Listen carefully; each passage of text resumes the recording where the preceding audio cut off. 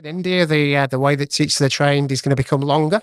It's going to become a lot more rigorous. And I think that's a good thing. I think any number of years that you train to be a teacher is a good number of years. You're never the finished article when you've completed your teacher training qualification. In the UK at the moment, it's a 1-year course to be a teacher.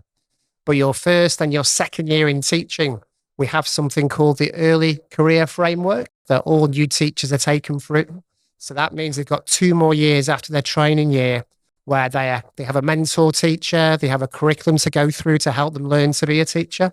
So in a sense, it's like a 3-year program.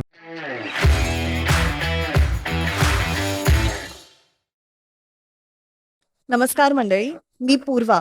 Saint विलिब्रॉड्स international स्कूलच्या वतीने आमच्या पॉडकास्टवर school talks तुमचं मनापासून स्वागत करते. आज आपल्यासोबत आहेत रॉबर्ट, जे युनिव्हर्सिटी ऑफ मँचेस्टरमध्ये शिक्षक आहेत. तर आज आपण इथे आहोत त्यांच्यासोबत शिक्षणाविषयी काही गप्पा गोष्टी चर्चा करायला. So hi Robert, thank you so much for being here, taking out the time. I welcome you to our podcast, School Talks. Thank you. Pleasure to be here. Great. So I just want to start this podcast by asking you about your work experience and the kind of work that you do over there in UK. Yeah, most of the time I spend training teachers, particularly training teachers to work in secondary schools and colleges in the UK. My subject expertise is economics and business. So I train people who want to be a teacher, take them through a training course for 1 year, and then help them to get a job in a school or a college in the UK, and actually sometimes overseas as well. So it's a really enjoyable job. I get to work with lots of different schools and colleges and lots of different types of people. So it's something I enjoy a lot. That's great, that's great. तर मंडळी, मला हे तुम्हाला सांगायचं आहे की Robert आपल्या इथे teacher training च्या क्षेत्रामध्ये काम करतात, इथे इंडियामध्ये पण आणि UK मध्ये पण.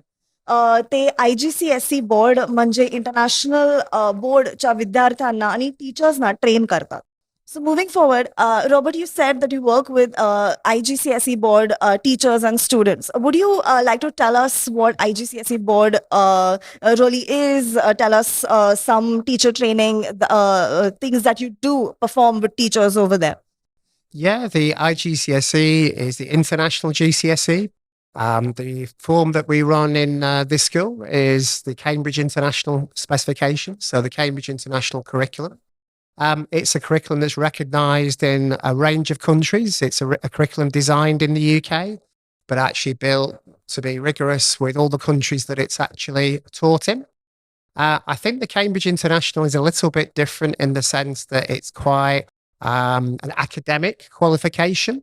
There are more traditional exams, more traditional ways of learning and ways of working in Cambridge International that I think are very suitable for students in this country who are used to those more academic ways. I think the big difference is what you can do after taking the IGCSE qualification. It's the range of different universities, colleges worldwide, for example, more broadly in India, that you can actually apply for entry into. Because the IGCSE, I think, gives you a really strong preparation, a really strong grounding in the different subjects, whether that's maths or science or economics. Again, the actual preparation is very rigorous. And for that reason, I think it's worth thinking seriously about. Right. So Robert, would you say IGCSE board follows a more application-based approach than a more theoretical-based approach? Like, students here in India are very much used to memorizing, and that is what we follow here, memorizing stuff and then writing it down. The exams are pen and paper mostly. So would you say a Cambridge IGCSE board are more application-based for their day-to-day life? Yeah, I think they are. I don't think they're exactly the same as qualifications in the UK, but I think they're a bit more in line with the qualifications in India. So there is application. So to be a really, really good Cambridge International student, you need to give examples from different countries.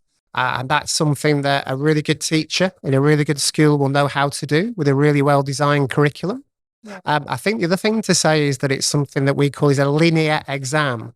So what happens is that students work for 2 years and then take the exams at the end of those 2 years. Right. In economics, the exam is some multiple choice, some MCQs.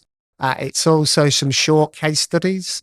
about different countries, which students have to answer questions on, and then some longer responses. So it's another nice qualification because it gives you a chance as a teacher to teach a range of different international contexts, Right. not just those in India. And I think for that reason, students tend to find it very interesting.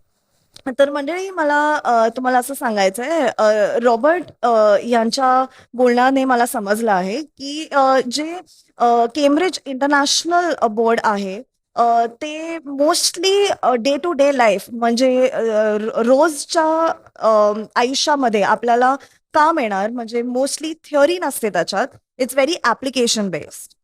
When you said that you're in India, it's much more, students can practice it much more. What did you exactly mean by that? Yeah, I think the practice is a key part of the qualification. So I think when you're teaching any exam board, you need to give students exposure to the different ways that they'll be assessed in the final exam. I think that's really important. But when I taught in India, I think the students here really enjoyed me as a teacher using examples from India, whether it be from Delhi or Mumbai or from Ahmedabad or from Boisar or wherever. But actually, it's nice also to learn about other countries in Europe, Australia, South America, the US. And in economics or science, there's so many examples worldwide. And I think that's what makes it a really exciting qualification. In my experience, students really enjoy lessons when you're talking about what happens in the country that you're in, but also talking about what's happening worldwide as well. That's a deeper test of their understanding. And that means, I think, they know a little bit about that country when they visit, when they go there for university. They've got a little bit of background into it. So, would you say the IGCSE curriculum forces children to think out of the box? Yeah, I think so. I think it forces them to think in a different way. They've got to have this international mindset. They've got to be able to analyze their work independently. They've got to what we call synthesize, bring lots of different ideas together into one, let's say, 12-mark response. They've got to learn to write in paragraphs. They've got to learn to develop arguments. So all these things are really good skills for them when it goes to university, when it goes to working, to finding a job, and just to enjoy an education. Education should be encouraging you to think critically, to think about the world around you. Right. And I think the Cambridge International helps you to do that, definitely. So I can see why so many schools in India want to do the IGCSE. Right. So, do you think school matters when it comes to IGCSE board? I think the quality of the teacher in the classroom matters most, because that's the person who really inspires you. But I think the IGCSE is probably worth thinking very seriously about if you're a parent. And again, the school in Boisar has an IGCSE curriculum. That does make it advantageous for students to take that. Again, I just think it opens a few more doors for them in terms of what they might want to do later. And it makes them start to think beyond just pens and paper and rote learning. They've got to think more carefully. So, do you think this curriculum is mainly based on the way that teachers teach it? I mean, it's not really very self-learning. Rather than teachers need to put in that much efforts in order to get the best out of the kids when it comes to this curriculum. Yeah, absolutely, and I think that's where St Willie Broads has had some success in terms of some of the high achievers at IGCSE. I think there are 2 students this year who got, again, a grade A stars. So that illustrates that it can be done. It's down to the teacher in the classroom. And I think to teach the IGCSE, you have to be a bit more skilled than just the Indian curriculum. And that's not being rude to people teaching just the Indian curriculum. I think the IGCSE demands just a different type of skill. And so at St Willie Broad School, we always train students in IGCSE, but we also train the staff, the teachers as well, in how to teach it. And again, I think they feel that it's something they really want to do. So, in terms of Cambridge Board, how would you say teacher training is different in the UK than in India? Yeah, that's a good question. I think in India, the way that teachers are trained is going to become longer. It's going to become a lot more rigorous. And I think that's a good thing. I think any number of years that you train to be a teacher is a good number of years. You're never the finished article when you've completed your teacher training qualification. In the UK at the moment, it's a 1-year course to be a teacher. But your first and your second year in teaching, we have something called the early career framework that all new teachers are taken through. So that means they've got 2 more years after their training year where they have a mentor teacher, they have a curriculum to go through to help them learn to be a teacher. So in a sense, it's like a 3-year program. And I think in India, it's the same 3-4 years to become a B.Ed teacher. So I think when you are a teacher, once you are a qualified teacher, it's just about learning the different assessment requirements, learning the different curriculum, going on training courses run by people like the Cambridge IGCSE board. They'll do training courses for teachers. So once you've taught for a few years, making the switch, it's just about an investment from you as a teacher into learning the new methods that Cambridge use. Talking about in terms of assessments, how do you think these Cambridge assessment modules provide a growth and a love for learning mindset in children? Because they are very much different from the traditional, assessment methods. Yeah, I mean, you can teach them how you want to. You could still teach them in a very, very traditional way, like you might see in many Indian schools. But you can teach them in a very different way. When I taught IGCSE economics, I like to do some projects with my students. So I'd have a project, for example, about how do we reduce pollution in Mumbai. That'd be my overarching question. And over a series of 2 or 3 lessons, I'd provide some guidelines for students. They'd argue different solutions about how we can actually reduce pollution, whether that be taxation on companies who pollute, like big chemical firms, whether that be what we call extending property rights by making people responsible for the pollution they cause. So students investigated the pros and cons of these different methods, not just in India, but in different countries, and then produced a short project and made a presentation. And the students in India that I taught, they loved doing that. They really enjoyed it. Right. So it's a more interactive, learning module and, assessment module and everything. It provides a more, so it basically pushes children to be more socially forward. Yeah, I think a bit more, there's a bit more diversity and creativity in the classroom, certainly possible. Again, it might be the teacher asking students to do a short video clip. Where they describe again the different policies that a government can use to reduce pollution, or the different ways of trying to reduce inflation, or why is it that tomatoes are so expensive at the moment? All those things can be taught by the teacher, and the student can be creative in the ways in which they demonstrate that they understand that. So that's the nice thing about Cambridge as well. Encourages you to do that. So Robert, we all know that IGCSE here in India is really expensive. So why do you think that is? I think sometimes it can be because the schools who teach IGCSE are often centrally located in quite expensive suburbs of Mumbai. So that might be one big reason. The fees that Cambridge charge aren't too expensive, but sometimes they can be a little bit higher than regular fees that you might have for the Indian boards.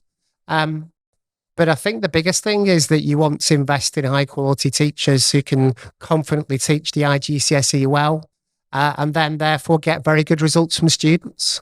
Can you talk a little bit more about where the IGCSE module, the curriculum is accepted, and how is this qualification verified in what countries? Can you just tell us a little bit more about that? Yeah, I mean, a lot of international schools, both in India, in Europe, in the US, the UK, Australia, a lot of international schools all over the world will accept Cambridge International. They'll do it, they'll teach it.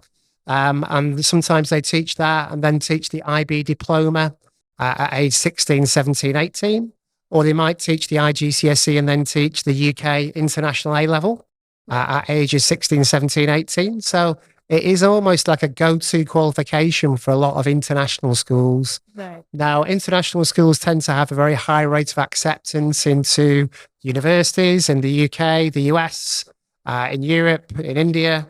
So for that reason, I think universities see a qualification that they can trust. They understand what an IGCSE is. They understand the currency it provides for students and the preparation that they've had because they've done it. Robert, would you like to give some insights that you might have gained while training educators here in India that, would be applicable everywhere else? Yeah, it's a good question. I think there are 2 things about training people to be teachers. I think the first thing is to develop a very trusting professional relationship with the teacher, where they know that, somebody who will be very honest with them, who'll support them, who wants them to improve, trying to establish a trust between two professional adults. I think that's the first part that I've learned in terms of training teachers. That's really, really important. I think the second thing is to acknowledge that anyone who wants to be a teacher will always want to do something better. Right. Sometimes we can focus in our minds about things that we're bad at, things we need to improve, and ignore those things that we already do well. So I think another thing that I've learned is that you need to recognize your own strengths and the build up of those strengths in order to have the confidence to understand what you need to do to build on actions for improvement, what you might call weaknesses. But actions for improvement is a much, better phrase to use. I think the other thing to say is that there are particular components of being a good teacher: planning the structure of your lesson really well, knowing the students in your classroom by giving regular assessment, understanding them as human beings as well, that they actually want to succeed and do well, being an approachable person in the classroom, having a sense of humour, loving your subject. Now, wherever you teach in the world, all those things are all very important. They all make a really happy classroom. Right. I think for India, for me, there can be 40, 50 students in a classroom. Not everyone has a chair. That can be challenging. But I think when I've worked with people here, worked with teachers here, it's that trust, which is really important, that almost that teacher becomes like a role model for those children in the classroom. And when they are that and they become that because of that trust, that's an essential part of improving and wanting the students to do better and knowing them well. So I would say that wherever you are, those are sort of central features of being a good teacher. Robert, how can educators continuously learn? What are certain things that they can keep in mind to continuously enhance their skills as educators? Yeah, I think the first one is to talk to other educators, to find out in their subject and other subjects what other educators are doing in the same school, maybe in different schools, and share practice. I'm not one for competitions between teachers. I think teaching is a job where you learn from speaking to other people and learning more about what they do. So the more you can do that, the more open you can have that communication, being prepared to share your methods with other teachers and your teaching resources with other teachers. That often means that you'll get ideas back too. So I think that's the easiest one. I think sometimes there can be good training courses run by different training providers, like the exam boards, sometimes like universities that you can go along to. That might be a particular area that you want to improve. You can sign up for those. Why do you think a school that is offering IGCSE curriculum here in Boisar is a good opportunity for students in Boisar? I think, first of all, it's a good school. It's well run. Whenever I've visited, I think it's got an excellent principal. The facilities are very good. It's nice, airy classrooms. The students that I see here seem very happy. It's well located. It's quiet. There's a nice area of greenery in the background outside the school. I think the Cambridge International syllabus is also offered here. That's one that we've talked about already and is one that I definitely recommend that students do. And I think it's got some very well-trained teachers who, again, would benefit students from being here. So these children that come from faraway towns, how do you think that they would survive in this competitive world? What are do you think they need support? Do you think they need more support than other students? Yeah, I think any good teacher understands the needs of all the students. Every single student in their classroom is important. And I think as a teacher, you need to recognize that people come from a faraway town. And the fact is that they might be commuting a longer distance to get here. Again, they might find it very tiring to do that. But you want to encourage them by saying it's worth being here because you get a really good quality of education. I think also it helps when students understand the value of the teachers that they've got and the value of doing the international GCSE too. We offer school lunches here as well. We offer a very nice environment, a very caring environment for pupils. So I think when you come from a long distance, from a faraway town, it's a nice supportive culture. Now students are very much inclined towards moving abroad. How do you think this curriculum will help them? Yeah, I think it's a good one because when I've taught students internationally, whether that at an international school or whether it be at the University of Manchester, where I teach students from lots of different countries. I think the Cambridge International GCSE helps because it's a recognised standard. As I was saying before, you've got to use lots of international examples in your teaching, but I think it provides a very, very good grounding and benchmark for lots of different universities around the world. I think when universities see the Cambridge International GCSE on the application form, they know it means something. They understand the currency it provides. So that's why I think it's a major benefit to offer that as a school. So, what are these skills, the very basic skills that children might learn at a school that would help them later on in life in terms of securing a good job, in terms of securing an admission at a good university? Yeah, they are. I mean, some of that is down to the student themselves and putting together a really strong application that shows how rounded they are, whether they're interested in sports or music as well. Those things are really important ways of learning. Right. Their social skills, their organizational skills, their ability to make a presentation. All these things are very helpful for studying at university and being an independent learner. So to take something like the Cambridge IGCSE, it means a lot of independent study, working hard. So again, when you've done that, I think that's a good preparation for university too, to actually have to work to that standard, to illustrate that standard. And that's the role of a good teacher, again, to encourage people to structure independent work, to help people to be able to build those skills and to know what to do when they don't understand something. Something in teaching we call metacognition, understanding your own learning to learn yourself. What are some of the methods that are being taught in schools in the UK? Can you tell us a little bit about that? Yeah, there's a lot of diverse methods of teaching. I think the first method that gets, well, as my old maths teacher used to say to me, any method that gets the right answer is a good method. So lots of, very good ways of delivering lessons in very different ways.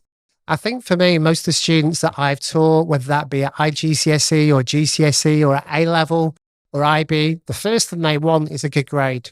Right. They want grades that help them to get into university. That's the key thing that they want. And so your job as the teacher is to help them to get that.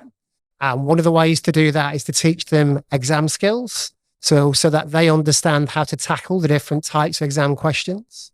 The second thing I think is to be very enthusiastic about your subject and talk about current issues in your subjects, encourage students to follow the news and the current things that are going on.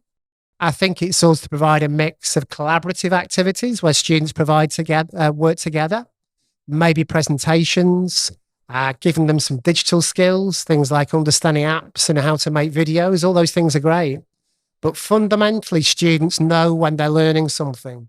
So there's no substitute for regular testing, regular assessment, doing checks on the subject terminology and confirming they understand those. So that actually, when it comes to the exam, they'll be able to apply that understanding of those subject terms to the exam question. But there are lots and lots of good ways of being a great teacher, just like there are lots and lots of ways of being a great artist or a great actor. Thank you so much, Robert, for coming on School Talks and whatever insights that you've provided. I believe, are going to truly help everybody that is, going to watch this, and our teachers, be it parents. So thank you so much, Robert, again. Thank you very much. And it's really nice to come back to Boisar. Thank you. तर मंडळी, जसं आपण बघितलं आज रॉबर्टने आपल्याला बऱ्याच काही गोष्टी सांगितल्या युकेच्या शिक्षणाबद्दल. इव्हन आता बोईसरमध्ये आपण जे युके केम्ब्रिज करिक्युलम घेऊन आलोय त्याच्याबद्दल बरंच काही सांगितलं. तर आपण असंच शिक्षणाविषयी, इंटरनॅशनल बोर्ड्स विषयी असेच बऱ्याच लोकांबरोबर गप्पा आणि गोष्टी करणार आहोत. तर प्लीज आमचं पॉडकास्ट बघा आणि जर तुम्हाला वाटतंय कोणाला ह्या माहितीची गरज आहे तर त्यांच्याबरोबर शेअर करा.